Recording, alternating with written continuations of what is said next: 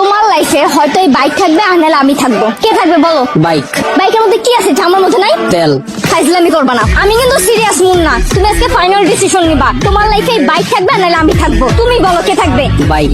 এত যে bike bike করতেছো, কি পাইছে বাইকের মধ্যে? হ্যাঁ, যে আমার মধ্যে নাই? ব্রেক। ব্রেক মানে? আমার এই বাইকের ভিতরে একটা ব্রেক আছে, ব্রেকটা যখন চাপ দেই ও থাইমা যায়, কিন্তু তোমার ভিতর কোনো ব্রেক নাই। তোমার থামতে বললে তুমি থামো না। তোমার সাথে রিলেশনে আসার পর থেকে বলতে পারবা কোনো কিছুতে তোমার আমি থামাইতে পারছি? আমার কোনো কথা এখন পর্যন্ত তুমি শুনছো বা আমার কোনো কথার দাম দিছো বলতে পারবা? কিন্তু ও শুনছে, ওর মধ্যে একটা ব্রেক আছে। ওরে যখন আমি চাপ দেই, ওরে যখন আমি থামতে বলি, ও থাইমা যায়, কিন্তু তুমি থামো না। তোমার আমি থামাইতে পারি না। তোমারে যখন কোনো কিছুতে না করি, তুমি আমার উল্টা প্রশ্ন করো, এইটা কেন করব, ওইটা কেন করব। এই, ও কি কথা বলতে পারবে যে ও তোমাকে প্রশ্ন করবে? এইটাই তো আমার সুবিধা।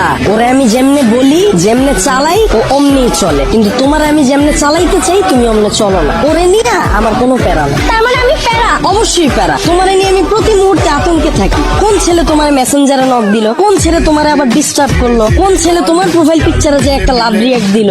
আমি যখন তোমারে বলি বাসা থেকে যখন বের হবা বোরকা পইরা বের হো, তখন তুমি আমারে কি বলো? আমার গরম লাগে। যখন আমি বলি ফেসবুকে কোনো পোস্ট কইরো না, তোমার কোনো ছবি ছাইরো না, তুমি বলো তুমি আমার স্বাধীনতা নষ্ট করছো। তোমার যখন আমি বলি জান তোমার ফেসবুকের পাসওয়ার্ডটা আমারে দাও, তখন তুমি কি বলো? তুমি আমার সন্দেহ করছো। কিন্তু দেখো ওর বিষয়টা, ওরা নিয়ে আমার কোনো প্যারা নেই। এই যে একটা জিপিএস ট্র্যাকার লাগাই নিছি, প্রতি মুহূর্তে আমি নিশ্চিন্তে থাকি। ওরে রাইখা যদি আমি কোথাও যাই, কেউ যদি এসে ওরে ধরে, ও চিল্লায় উঠে আমারে কল দেয়, ডেমো দেখবা, দাও হাত দাও।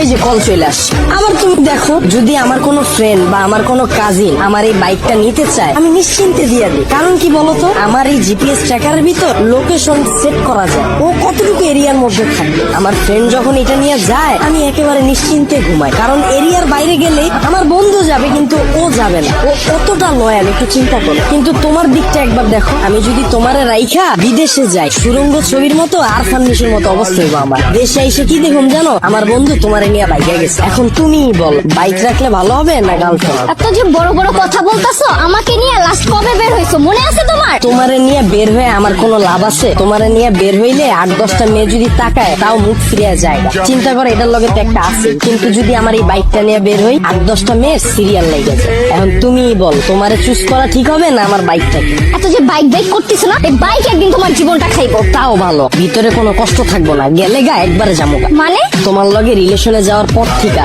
আমার ক্যারিয়ারে সময় না দিয়া, তোমার পিছনে সময় দিয়া, ভার্সিটির টিউশন ফি না দিয়া, তোমার পিছনে খরচ কইরা, দিনের পর দিন তোমারে নিয়ে চিন্তা কইরা, আমার পড়াশোনা গ্যাপ দিয়া, তারপর তোমার মন ভালো করার লাইগা 2 দিন পর পর গিফট দিয়া, 2 দিন পর পর নতুন নতুন রেস্টুরেন্টে নিয়ে যায় খাওয়ায়া, কোনো পোলা তো পারে ডিস্টার্ব করলে ওই পোলার লগে মারামারি কইরা, কোনো মাইয়ার দিকে না তাকায় তোমার প্রতি লয়াল থাইকা, মন দিল দিয়া তোমারে ভালোবাসার পর হঠাৎ করে তুমি একদিন কি কইবা, জান আমার বাসা থেকে তো বিয়ে ঠিক করে ফেলছে, আমার এখন আর কিছু করার নেই। আর আমি তোমাকে কোন মুখে নিয়ে যাব বলো? তুমি তো এখন পর্যন্ত ক্যারিয়ারে কিছুই করতে পারো না, অথচ আমার এই ক্যারিয়ারটা বাসি দিলাম তোমার লেগে, তোমার পিছনে সময় দিয়ে। তারপর তুমি কি করবা জানো? আমার একটা সুন্দর বুঝ দিবা, জান তুমি আমার থেকেও অনেক সুন্দর মেয়ে পাবা, অনেক ভালো মেয়ে পাবা। এই কথা বইলা সুন্দর করে একটা হাঁটা দিবা, আর পিছন থেকে একটা ব্যাকগ্রাউন্ড মিউজিক বাজ। আর আমার অবস্থা কি হইব জানো? সারা জীবন এই ভালোবাসার কষ্ট নিয়ে সালমান খানের মতো জীবন যাপন করো, আর ওদিকে তুমি বড়লোক জামাই নিয়ে ফুটফুটে সুন্দর 2টা বাচ্চা নিয়ে ওয়ার্ল্ড ট্যুর দিবা। এখন তুমি আমারে বলো, বাইক ভালো